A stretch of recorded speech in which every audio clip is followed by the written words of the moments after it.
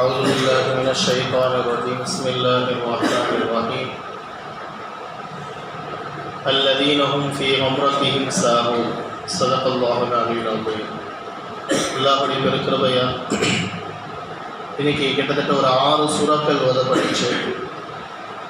சூரத்துல் காஃப் அப்படின்ற சூறா ஆரம்பிச்சு, சூரத்துல் ஜாரியாத், சூரத்துல் தூர், சூரத்துல் நஜ்ம், சூரத்துல் கமர், சூரத்துல் ரஹ்மான் போன்ற 6 சூறாக்கள் ஓதப்பட்டுச்சு. இதில் அல்லாஹ் சுப்ஹானஹு வ தஆலா சூரத்துல் ஜாரியாத் அப்படின்ற சூறால அல்லதீன ஹும் ஃபீ கம்ரத்திஹிம் சாஹூன், மக்கள் என்ன பண்ணுறாங்க அப்படின்னா அல்லாஹுவை மறதியால் மறந்து விடுகிறார்கள் என்பதாக அல்லாஹ் தஆலா சொல்லி காமிக்கிறாங்க. இதுக்கு தஃப்சீரில் உலமாக்கள் நமக்கு சொல்லி காமிக்கிறாங்க. மறதி என்பது 2 வகையாக பிரிக்கிறாங்க. ஒரு மறதி இருக்குது, அதுக்கு பேர் சஹு என்பதாக சொல்லப்படும். அது சின்ன மறதி, எல்லாத்துக்கும் ஏற்படக்கூடிய வளமையில் உள்ள ஒரு மறதி தான், எல்லாத்துக்கும் ஏற்படும். அதனால தான் நம்ம தொழுகையில் கூட ஏதாவது தவறுகள் ஏற்பட்டுச்சு அப்படின்னா சஜ்தத்து சஹுன்னு சொல்லி கடைசியில் சலாம் கொடுத்து திரும்ப 2 சஜ்தா செய்வோமே, இது மறதியால் ஏற்பட்டது. தொழுகையில் ஏதோ ஒரு விஷயம் ஏற்பட்டிருக்கு, அது மறதியில் நம்ம விட்டுட்டோம், அதுக்காக என்ன பண்ணுறோம், அந்த மறதிக்காக வேண்டி அந்த சஹு செய்கிறோம். இப்போ இந்த மறதி இருக்குது, இது சின்ன மறதி. இந்த மறதியின் காரணமாக நம்முடைய ஈமான்லையோ நம்முடைய அமல்லையோ எந்த ஒரு குறைபாடும் ஏற்படாது, எந்த ஒரு பரேஷானும் கிடையாது, இதில் கிடையாது. ஆனால் 2வது ஒரு மறதி இருக்குது, கஃப்லத் அப்படின்ற ஒரு மறதி. இது பெரிய மோசமான ஒரு மறதி. அந்த மறதியை 2ஆக பிரிக்கிறாங்க. ஒரு மறதி முஃமினுக்கு ஏற்படும், முஸ்லீம்களுக்கு ஏற்படக்கூடிய அந்த கஃப்லத். இன்னொன்று ஒரு கஃப்லத் காஃபிர்கிட்ட இருக்கக்கூடியது. அப்படின்னா என்ன அப்படின்னா அல்லாஹுவை மறப்பது. முஃமினாக இருந்தாங்க அப்படின்னா கலிமா சொல்லியிருப்பாங்க, எல்லாம் இருக்கும், ஆனால் அல்லாஹுவை மறந்த நிலைமையில் இருப்பாங்க. தக்பீர் கட்டி நிற்பாங்க, ஆனால் தொழுகையில் என்ன ஓதுறதுன்னு தெரியாது, அல்லாஹ் முன்னாடி இருக்கணுன்ற சிந்தனை இருக்காது.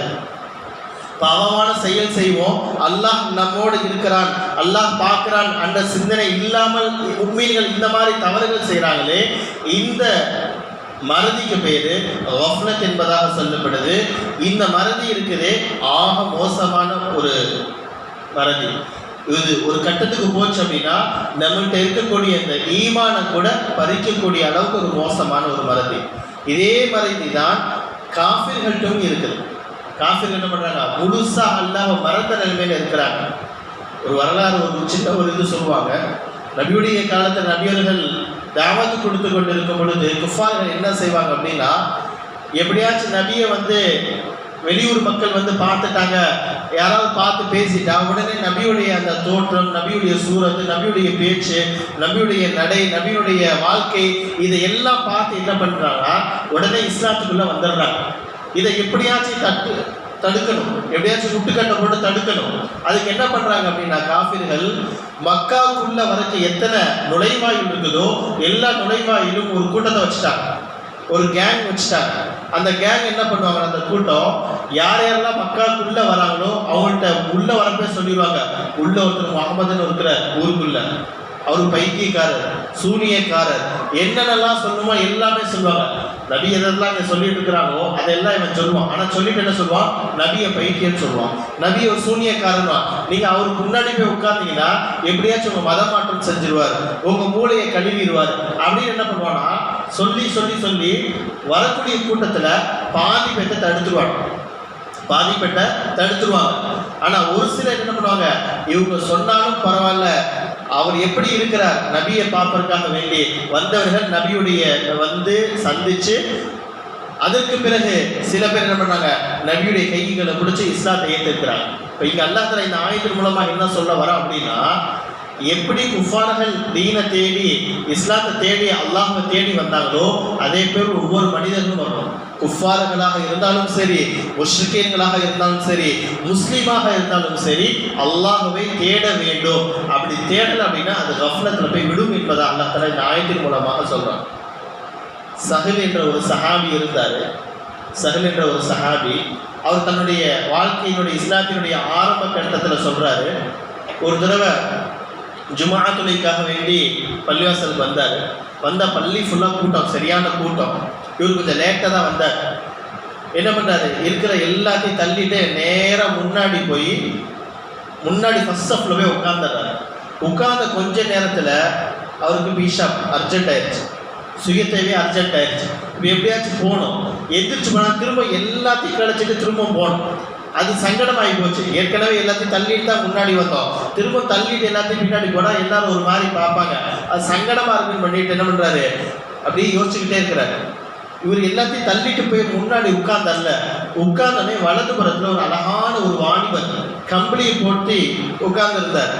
அவரு சஹாபி வந்து உட்கார்ந்த உடனே, வாங்க சஹல் நல்லா இருக்கீங்களா, சலாம் சொல்லிட்டு வாங்க சஹல் நல்லா இருக்கிறீங்களா அப்படின்னு சொல்லி கேட்டார். இவர் அல்ஹம்துலில்லாஹ் நல்லா இருக்கு அப்படின்ட்டார். ஆனால் வந்த அந்த சஹல் இந்த சஹாபிக்கு ஒரே ஆச்சரியம். ஏன்னா முன்ன பின்ன அந்த வாலிபரை பார்த்ததே கிடையாது, அவருக்கு இவருக்கும் எந்த தொடர்பும் கிடையாது. ஆனால் வந்து உட்கார்ந்து பேரோட கூப்பிடுறாரு, பேரை சொல்லி கேட்குறாரு நல்லா இருக்கிறாங்கன்ட்டு. உட்கார்ந்தோடனே அந்த சின்ன வந்துடுது, இவர் யாரா இருக்கும், அவரா இருக்குமோ, இவரா இருக்குமோ, இங்கே பார்த்துருப்போமோ அங்கே பார்த்துருப்போம், அந்த சிந்தனையில் இருந்தவருக்கு பீஷா வந்தோடனே இப்போ அவர் யாருன்றது மறந்துட்டார், அதை விட்டுட்டார். இப்போ எப்படியாச்சும் நம்ம போகணுமே, என்ன பண்ணுறது யோசிச்சுக்கிட்டே இருக்கிறார். அந்த யோசனையில திரும்ப பார்க்குறாரு, அந்த வாலிபரை பார்க்குறாரு. அந்த வாலிபர் கம்பெனியை பற்றி உட்கார்ந்துருக்கிறார். அவர் அப்படி கேட்குறாரு, என்ன பீஷா அர்ஜென்ட்டாக வருதா, சுய தேவை கழிக்கணுமா அப்படின்னு. ஆமாம் அப்படின்றாரு.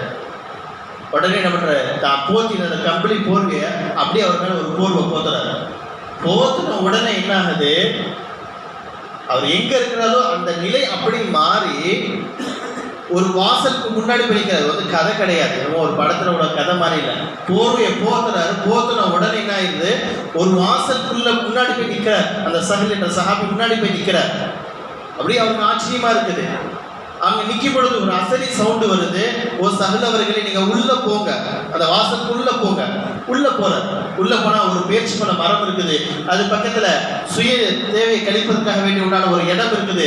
பக்கத்தில் ஒரு வாளியில் தண்ணி நிரப்பி வைக்கப்பட்டிருக்கு. ஒரு சுய தேவைக்காக வந்தால் என்னென்ன ஏற்பாடுலாம் தேவையோ எல்லா ஏற்பாடும் அழகாக செய்யப்பட்டிருந்துச்சு. தண்ணி இருக்குது, அந்த இடம் இருக்குது, எல்லாமே இருக்குது.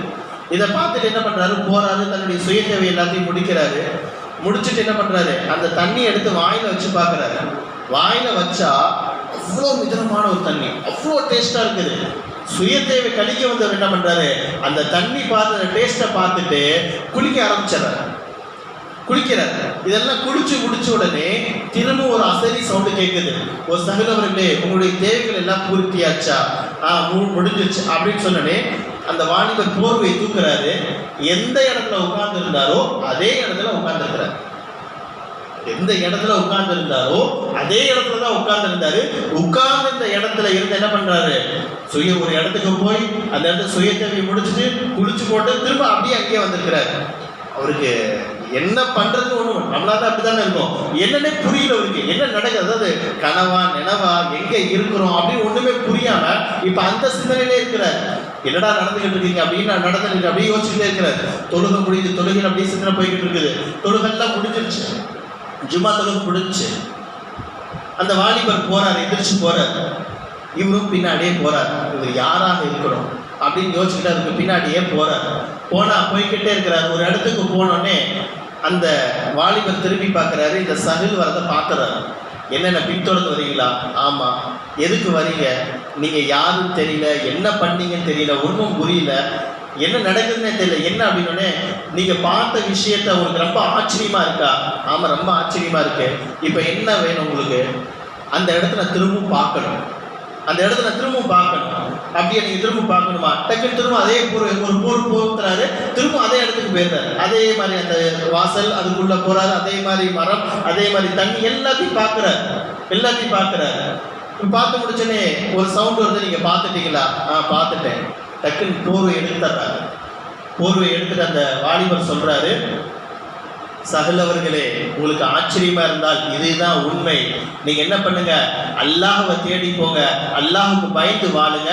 அல்லாஹ்வை பயந்து இந்த உலகத்தில் நீங்க வாழ்ந்தீங்கன்னா இந்த உலகம் உங்களுடைய கட்டுப்பாட்டில்.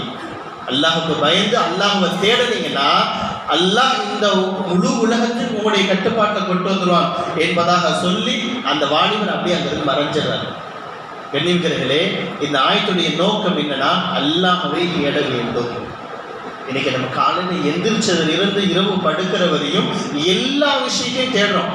போய் வருமானத்தை தேடுறோம், வியாபாரத்தை தேடுறோம், கஸ்டமரை தேடுறோம், பொண்ணுக்கு மாப்பிள்ளை தேடுறோம், மாப்பிள்ளைக்கு பொண்ணை தேடுறோம். கடையை தேடுறோம், அந்த கடை வைக்கிறதுக்கு ஒரு இடத்த தேடுறோம், கடையெல்லாம் கிடைச்ச பின்னாடி சரக்கு போடுறதுக்கு எங்கன்னு ஒரு இடத்த போய் தேடுறோம், சரக்கெல்லாம் போட்டு கடை ஆரம்பிச்ச பின்னாடி கடை ஆளை தேடுறோம். இப்படி என்ன பண்றோம், நம்முடைய வாழ்க்கையில காலையில் எதிர்த்து நைட்டு படுக்கிறவங்க பார்த்தா எல்லாம் தேடிட்டே இருக்கோம். போட்ட கண்ணாடியை தேடிக்கிட்டு இருக்கிறோம், கழட்டி வச்ச கண்ணாடி தேடுறோம், பேக்கெட்ல இருக்க செல்போனை தேடுறோம், மறந்து வச்ச சாவியை தேடுறோம். இன்னும் சொல்லணும்னா காலையில தக்காளியை கூட தேடிதான் எடுக்கிறோம். உண்மைதானே? ஒரு 10 நிமிஷம் என்ன பண்றோம், தக்காளி 1 கிலோ வாங்குறோம், ஒரு 1/2 கிலோ வாங்குறோம். ஆனா அவ்வளோ தக்காளிக்கு மத்தியில நல்ல தக்காளியை தேடி தேடி எடுக்கிறோமா இல்லையா?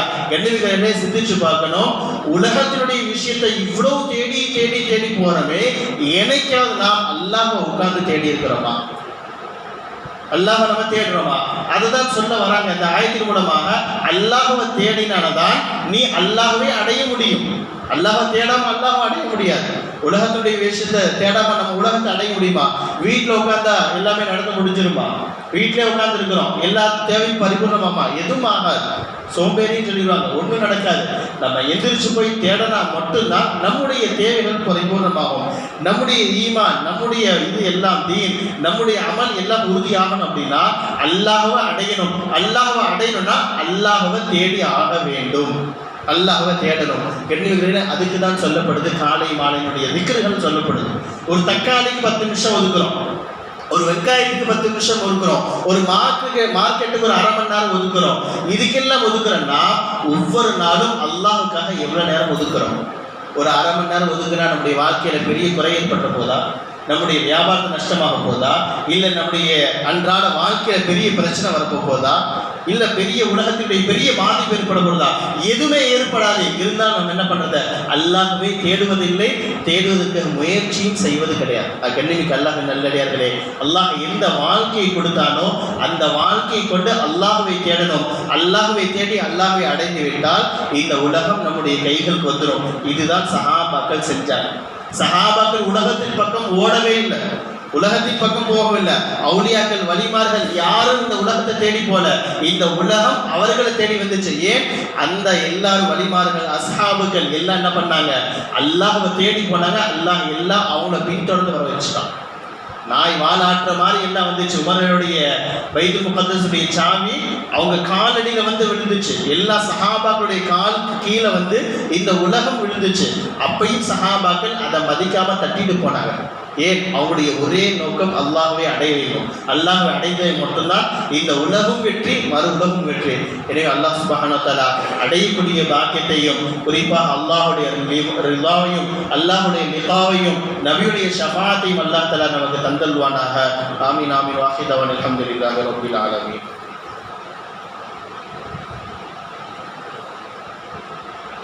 الحمد لله رب العالمين. اللهم صل على محمد وعلى آل محمد وبارك وسلم عليه. ربنا هب لنا من أزواجنا وذرياتنا قرة أعين واجعلنا للمتقين